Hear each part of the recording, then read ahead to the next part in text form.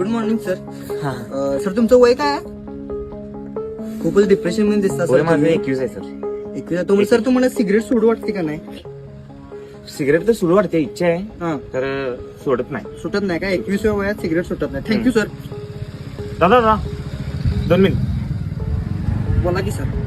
काय विचारला? सर आमच्या कंपनीचा सर्व्हे चालू आहे हा छान. त्यासाठी सर. थँक्यू. हा सर 2 मिनिट. बोला की सर. बोला की सर. सर्वे मध्ये काय दिसून येते?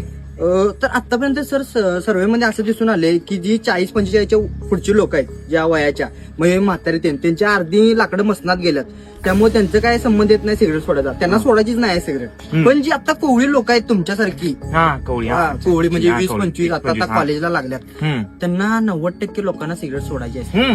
नटीचा नाद, फॅमिली टेन्शन, आता वाया गेल्यात पोरं तुम्हाला माहित आहे. कसं आहे सर, तुम्ही पण वाया गेला असं वाटते मला. पिक्चर बघायला जाताय ते कॅन्सर बिन्सर होते, धूम्रपान सिगरेट सत्य म्हणाय. हानिकारक आता येते का ना बघा.